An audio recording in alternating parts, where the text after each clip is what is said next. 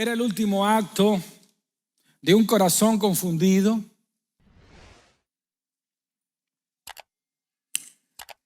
Este joven había sufrido desengaño, soledad. Y este era el último paso que Terencio Huerta, un joven de 19 años, que había sido engañado por la señorita de sus sueños, iba a dar.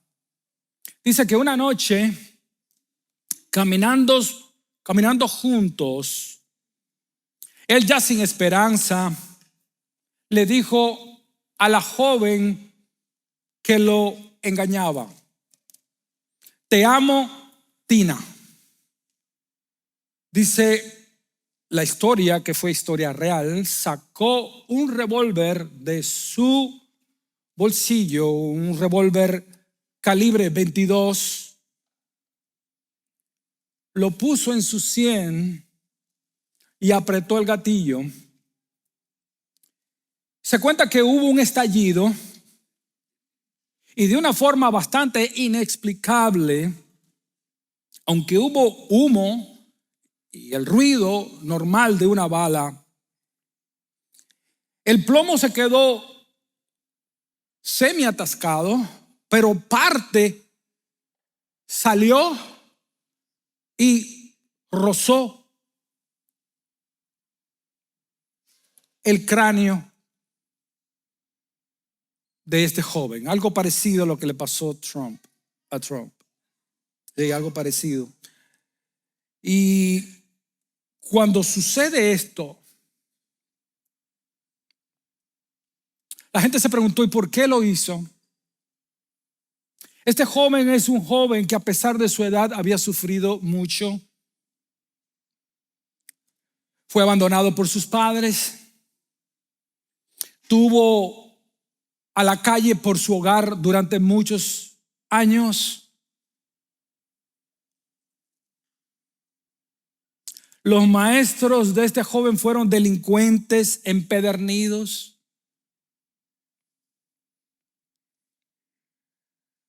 Había vivido una vida de prófugo, era un prófugo permanente. La droga lo había llevado al crimen. Había conocido la cárcel repetidas veces. Y cuando la amiga a la que él más confiaba lo defraudó, pensó que no tenía sentido su vida y que la única salida era el suicidio. Al igual que este joven, hay muchas personas que han perdido todo deseo de vivir cuando no se sienten necesitadas, cuando toda esperanza de amistad, de utilidad, de paz se ha esfumado, cuando nadie muestra interés en ellas, se preguntan: ¿y para qué vale la pena seguir viviendo? Cuando yo veo situaciones tan comunes como estas, que reflejan el dolor humano, me hago la pregunta: ¿Jesús habrá sentido algo parecido? ¿Igual? ¿Peor? Jesús le dio de comer a hambrientos. Jesús sanó a una inmensidad de personas, que dice el libro de Juan que si todas las cosas que hizo Jesús se pusiesen en un libro, dijo Juan, no cabrían en el mundo los libros que se habrían de escribir. Pero estas se han escrito para que creáis que Jesús es el Señor. Jesús resucitó a muchas personas. Jesús aconsejó. Y cuando fue apresado, ¿dónde estaban aquellos a los que le hizo favores? ¿Dónde estaban las madres a las que Jesús resucitó a sus hijos? ¿Dónde estaban los discípulos que tanto él amó? Uno le traicionó, otro le negó, los demás lo dejaron solo. Cuando todo te va bien, cuando Jesús, entre comillas, le iba bien, todos iban con él, lo alababan. Porque cuando estás en las buenas, cuando prosperas, cuando representas, cuando eres famoso, cuando tienes recursos, tienes muchos amigos y admiradores, pero cuando caes en desgracia, la inmensa mayoría te da la espalda. Jesús, a pesar del abandono, Jesús, a pesar de la decepción de los hombres, a pesar de la traición y a pesar del dolor, Jesús caminaba derecho a la cruz a morir precisamente por ellos. Pero ¿quién es este? ¿Quién es este que a pesar de todo lo anterior fue capaz de salvar a los que le defraudaban? ¿Quién es este que a pesar de todo lo que le dieron la espalda iba a la cruz a morir por ellos? ¿Qué tenía Jesús que no tenían los demás? ¿Qué le movía a él a seguir adelante a pesar del abandono, a pesar de ser defraudado, a pesar de ser abandonados por todos? Jesús tenía algo que nosotros necesitamos aprender. Jesús tenía la humildad desinteresada, que es el alma del amor. Solo una persona humilde ama y sirve. Lo voy a repetir. Solo una persona humilde ama y sirve. Tu capacidad de amar es directamente proporcional a tu capacidad de humillarte. Cuando más humilde seas, menos interesado estarás en ti mismo y mayor será tu capacidad de invertir en otras personas. El amor verdadero que se ve en Juan capítulo 13, la humildad que está reflejada aquí, es una expresión del amor bíblico, del amor verdadero, del amor que estamos hablando aquí. Es plena devoción del que ama a los necesitados y procura el bienestar y la bendición y la alegría a la persona amada. Pero ¿cómo se ve todo esto en el libro de Juan? Específicamente en el capítulo 13. ¿Cómo se ve esta expresión de amor humilde que ama y que sirve? ¿Cómo se ve esto? Vea conmigo en Juan capítulo 13, versículo 1 primeramente. Y lo primero que vemos en esta porción es las riquezas sublimes. Las riquezas sublimes del amor de Cristo. Note cómo el amor y la humildad van ligados. ¿Okay? Pero vea lo que dice el verso 1. Antes de la fiesta de la Pascua, sabiendo Jesús que su hora había llegado, para que pasase de este mundo al Padre, como había amado a los suyos, nótese, como había amado a los suyos, subraye eso, que estaban en el mundo, los amó hasta el fin. Subraye esa parte, los amó hasta el fin. Ellos estaban reunidos en el aposento alto. Un jueves en la noche, y el Señor y sus discípulos. En este punto, para tener un poquito de contexto, el ministerio de Jesús estaba llegando a su fin. En el versículo 13 hay algunos detalles acerca de la divinidad de Cristo que es importante mencionar. Usted verá dónde vamos con todo esto. Dice el verso 3 que el Padre le había dado a Jesús todas las cosas en su mano. Otro detalle es que Jesús había salido de Dios. ¿Notaron esto? Jesús había salido de Dios e iba a Dios. Note estos detalles acá. Si Jesús salió de Dios es porque es Dios. El que pudo calmar la tempestad fue el que hizo los vientos. Por eso es que los discípulos se preguntaban: ¿y quién es este que aún hasta los vientos le obedecen? Respuesta: el que hizo los vientos. Dice la palabra que todas las cosas fueron creadas para Jesús y que todas las cosas fueron creadas por Jesús. Entendamos que quien está sentado aquí en la mesa, en esta cena, no es un hombre más. Por eso la blasfemia que se hizo ahora en el Juego Olímpico, un día todas estas personas burladores tendrán que arrodillarse delante del Rey de Reyes, del Señor de Señores, en el juicio del gran trono blanco. El que está sentado aquí no es un hombre. El que está sentado aquí es Dios. Y si Jesús es Dios como lo es, Jesús es omnisciente.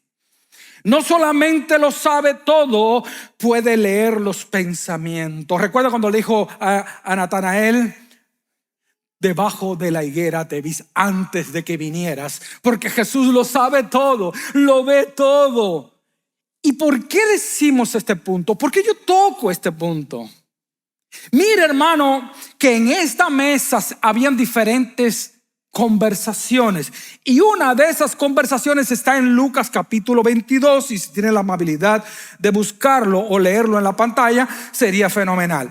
Lucas 22, 24 al 27. Escuchen, hermano, lo que había.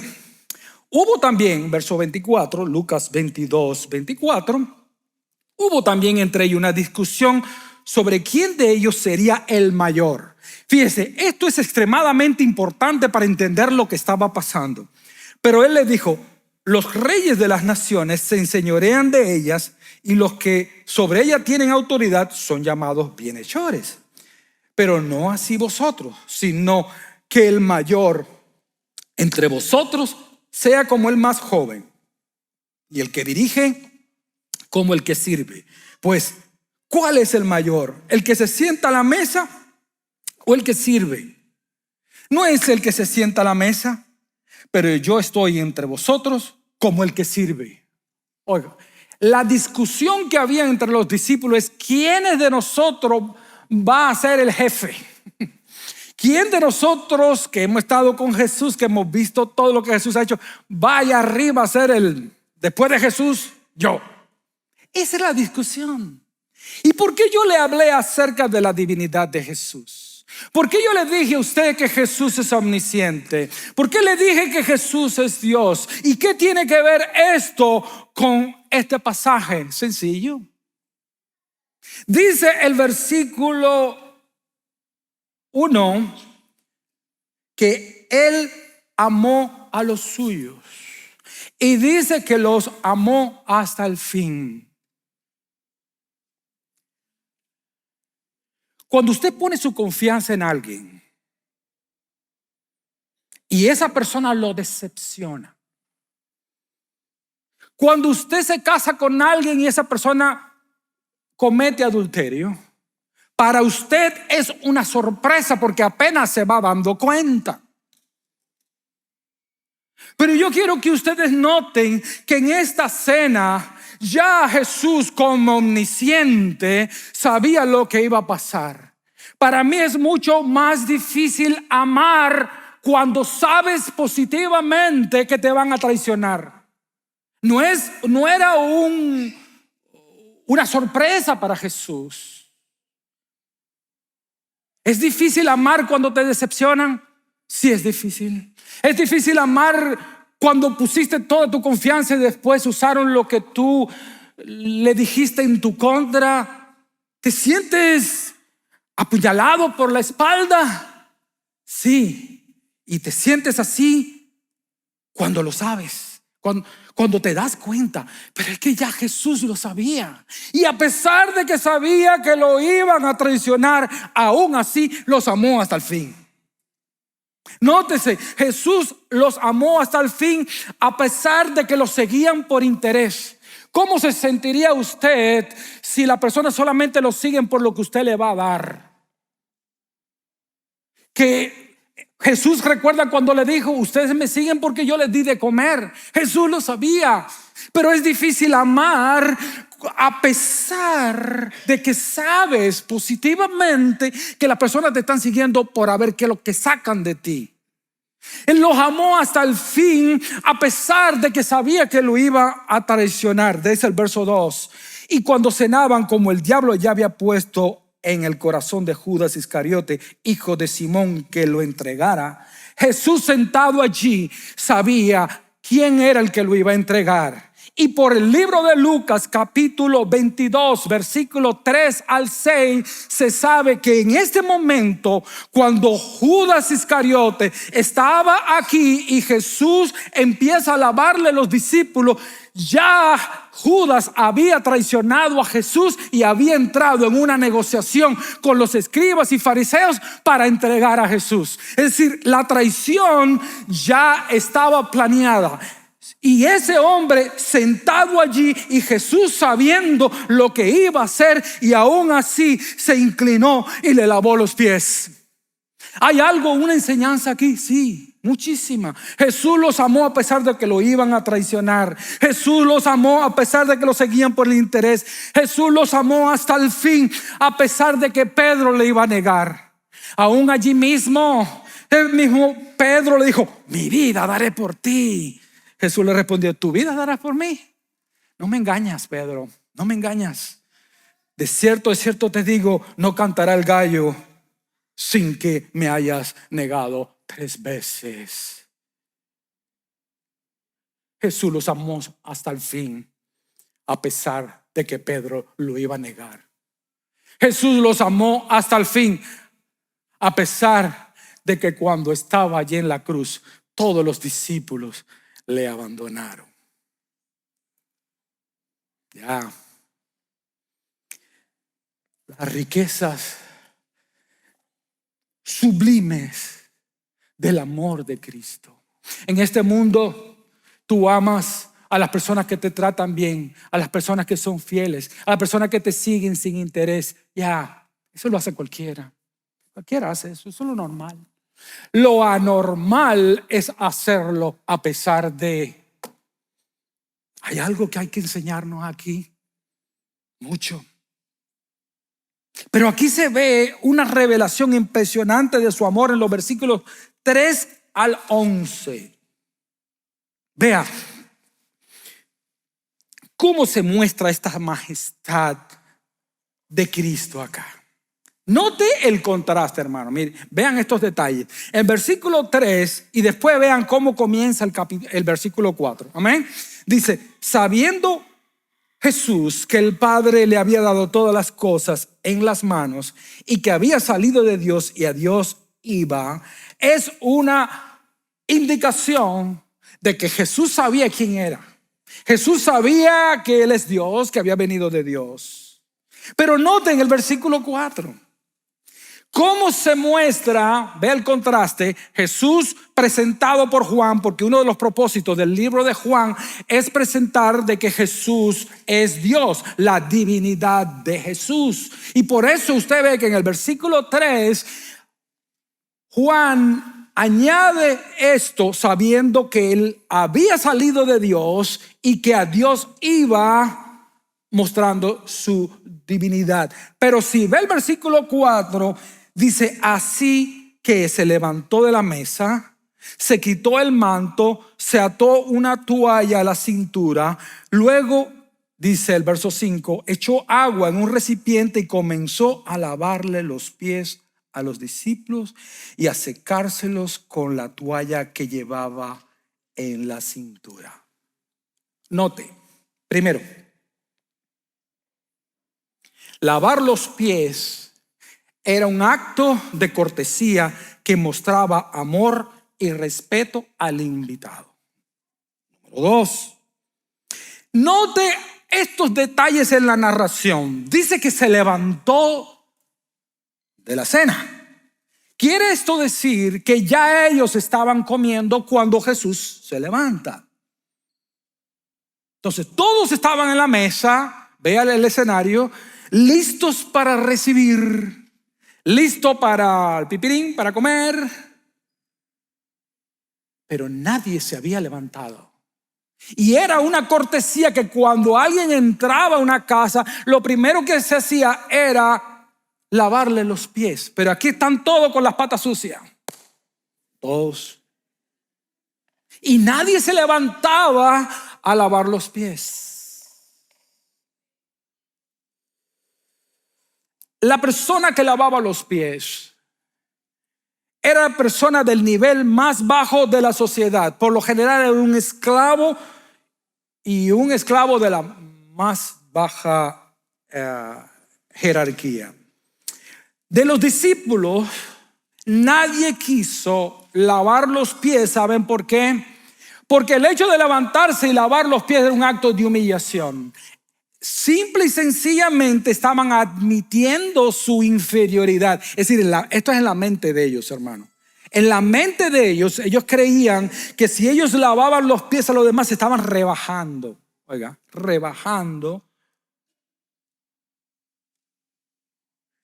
Y si usted recuerda, yo le dije que las discusiones que habían en la mesa era acerca de quién iba a ser el mayor. Entonces, si estamos hablando en una reunión, ubíquese en ese tiempo. Si estamos hablando en una reunión de quién va a ser el mayor entre nosotros, y el hecho de lavar los pies era algo que lo hacía gente del nivel más inferior, ¿qué usted cree? ¿Entiende usted por qué los discípulos se quedaron sentados? ¿Entiende por qué se quedaron sentados?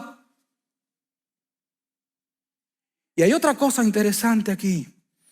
El que ellos tenían en el centro de la mesa es y será el Rey de Reyes, el Señor de señores, el que había salido de Dios, a la persona que el mismo Dios le había puesto todas las cosas en su mano. Nadie se levantó. Sin embargo, el amor siempre toma la iniciativa. Y dice la palabra que Jesús se levantó. Nadie se levantó, pero se levantó el Rey de Reyes.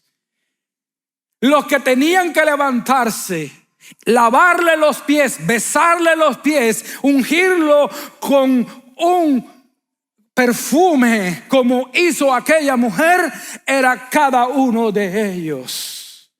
Pero el que merecía que se le lavaran los pies se levantó. El Rey del universo, el que hizo el sol, el que hizo las estrellas, el que hizo la luna, el que hizo todo lo que existe, el que hizo los árboles, el que hizo el mar, el que hizo el universo, se levantó de la mesa. Cuando los otros que él creó, ninguno de ellos tomó la iniciativa porque estaban llenos de orgullo. Y yo me pregunto, ¿y por qué Jesús se levantó? ¿Sabe por qué Jesús se levantó? Porque solamente una persona toma la iniciativa de servir cuando ha tomado una decisión.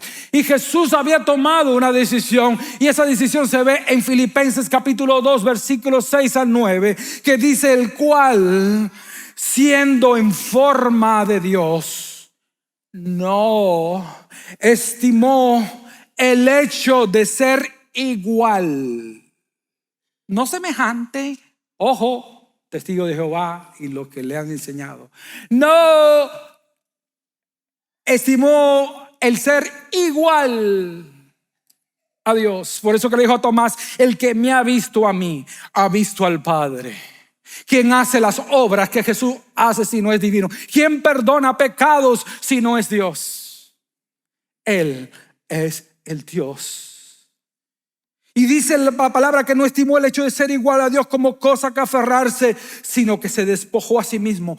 Y Jesús tomó la forma de siervo. Nadie lo obligó. Jesús de su propia iniciativa ya había tomado la decisión de ser siervo. Dice, se hizo semejante a los hombres y estando en la condición de hombre se humilló a sí mismo. Se humilló a sí mismo. A Jesús nadie lo humilla. Jesús mismo tomó la decisión de humillarse a sí mismo. Siendo el rey, siendo Dios mismo, teniendo todos los poderes que Dios tiene, se despojó de esos poderes, se hizo como uno de nosotros. Dice la palabra que se hizo siervo, se hizo obediente y se hizo obediente hasta la muerte y muerte de cruz.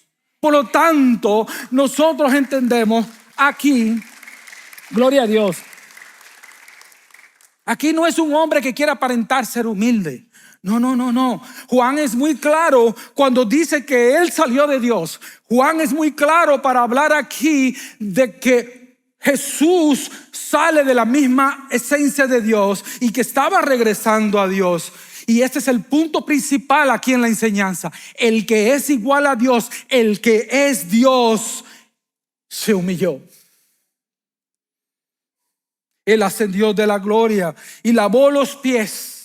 Descendió de la gloria que tenía con su Padre, se hizo hombre y empezó a lavarle los pies apestosos de gente que aún un día lo iban a negar, que lo iban a abandonar, que lo iban a traicionar, a la gente que solamente le buscaba por interés. Esa es la grandeza inmensa de lo que Cristo hizo. El Rey de Reyes sabiendo lo que le iban a hacer, aún así tomó la decisión de amarlo y de amarlos hasta el fin, hasta las últimas consecuencias. No, José, el amor no se acaba. Dice la palabra en el capítulo 13 del libro de Corintios que el amor nunca deja de ser. El amor nunca deja de ser. El que ama, ama hasta el fin. El que ama de verdad se entrega y se sacrifica hasta el fin, no importando las decisiones que las otras personas tomen. Él de por sí, de su ser, toma la decisión de amarlo y de amarlo no importa lo que me hagan.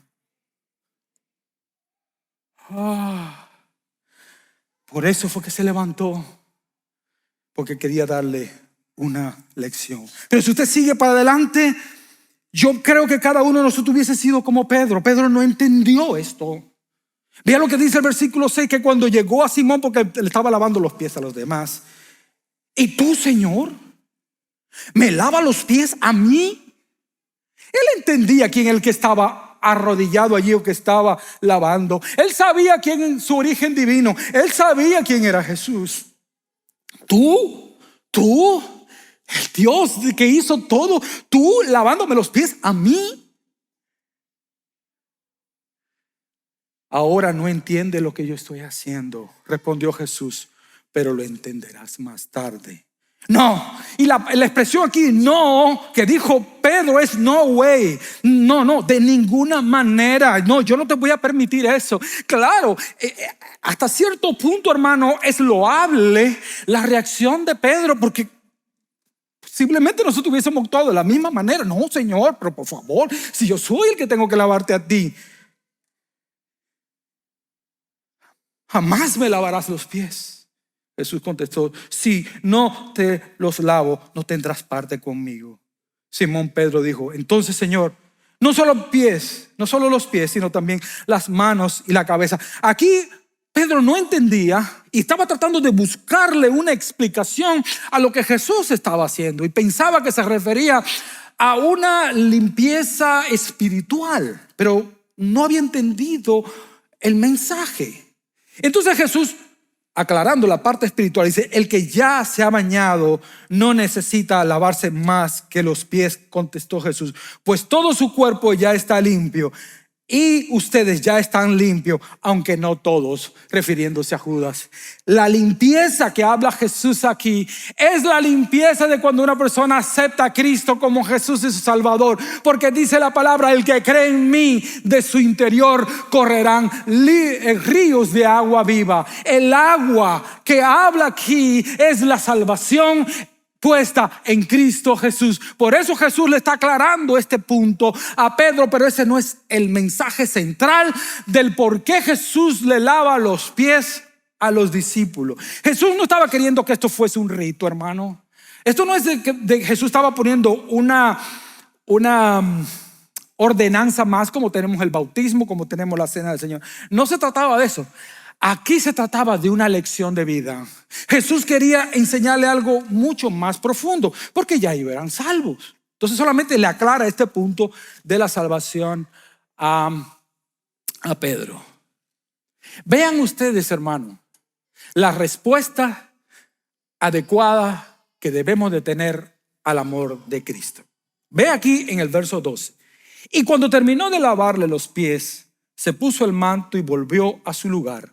Entonces les dijo: ¿entiende lo que les he hecho con ustedes? ¿Por qué Jesús hace esta pregunta retórica? ¿Entienden? Por supuesto que no habían entendido ni media papa. Esto lo dejó estupefactos, porque que el Rey del universo nos esté lavando los pies a nosotros y ninguno de nosotros lo hizo, te quedas así como en shock. ¿Esto qué significa? Por eso es que Jesús le hace la pregunta, porque él sabía que ellos no habían entendido el por qué. Ahora ve aquí: ustedes me llaman maestro y señor. Nótese.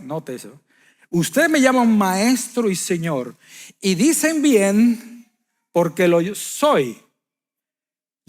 Versículo 14. Pues si yo, el Señor y el Maestro.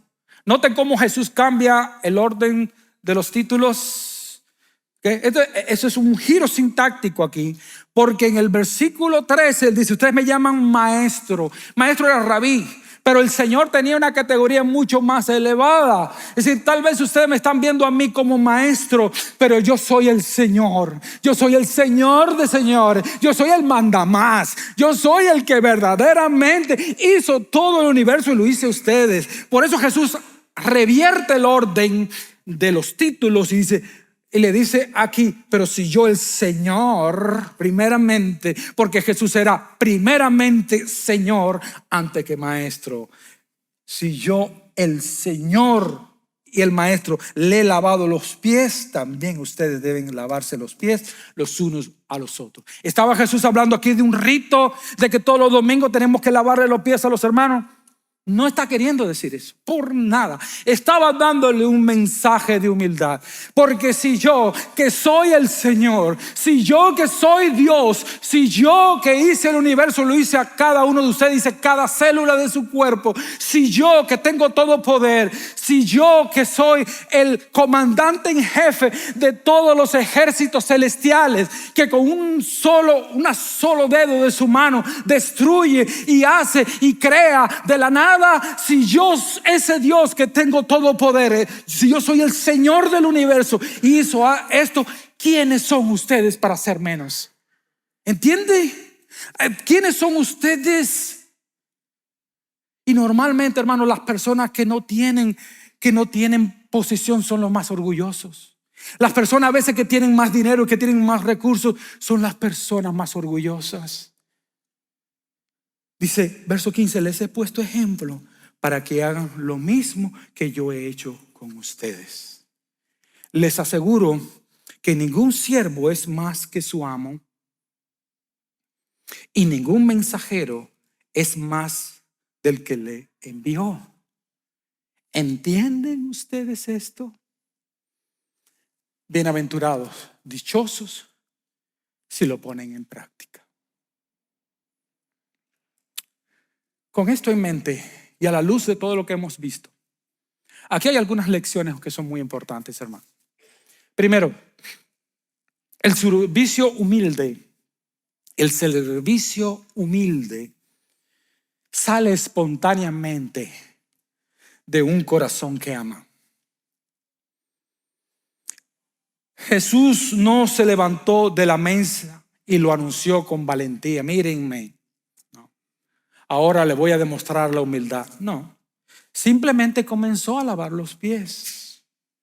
Una vez que alguien llama la atención sobre su acto de servicio, este se ha contaminado con el orgullo.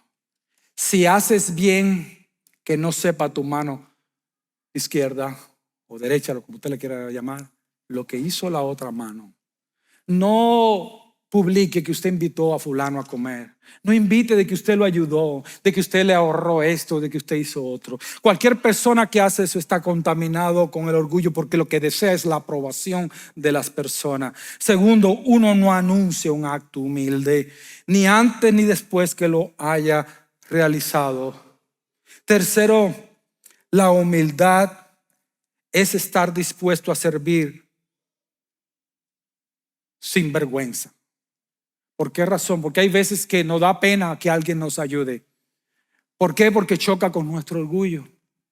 Pero le está privando a ese hermano o a esa hermana de hacer un acto de servicio. Seamos humildes para que si necesitamos que nos ayuden, aceptar la ayuda. Aceptar la ayuda. En la mente de Pedro había una idea equivocada. Y en la mente de Pedro había la idea equivocada de que solamente, escuche, solamente el menor debe de servir al mayor. Jesús invirtió esa norma. Aquí el mayor sirvió al menor. Otra cosa que aprendo acá es que la humildad no es un signo de debilidad, sino de grandeza. Solamente los grandes se humillan y los débiles se llenan de orgullo. Jesús no fue a ellos porque era débil. No, lo cortés no quita lo valiente.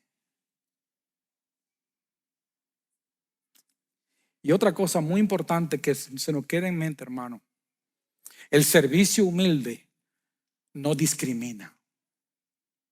Jesús lavó los pies a todos los hombres en su habitación, incluyendo los pies de Judas, el hombre que sabía que ya había hecho planes para traicionarlo. Jesús no alineó a sus discípulos en orden de cercanía. Primero le lavo los pies al el que mejor me cae, y después así voy poniendo hasta que al final, bueno, Judas, tú ahí. No.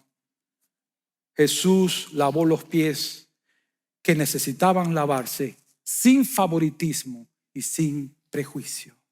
Y por eso es que dice la palabra, porque hubo esa idea en Jesús. Es por eso que Filipenses dice: haya en vosotros el mismo sentir, la misma manera de pensar y que hubo en Cristo Jesús, que siendo igual a Dios no estimó el hecho de ser igual a Dios, sino que se humilló a sí mismo, se hizo hombre, se hizo obediente y se hizo obediente hasta la muerte y muerte de cruz. Y por eso dice, por eso fue que Dios lo exaltó hasta lo sumo y le otorgó un nombre que es sobre todo nombre, para que en el nombre de Jesús se doble toda rodilla en el cielo y en la tierra, y toda lengua confiese que Jesucristo es el Señor, para la gloria de Dios Padre. Alabado sea tu santo y bendito nombre. Haya ese pensar en nosotros, que donde quiera que haya una necesidad, ahí está el siervo del Señor. Vamos a inclinar nuestros rostros. Padre Santo, yo te doy gracias por tu palabra.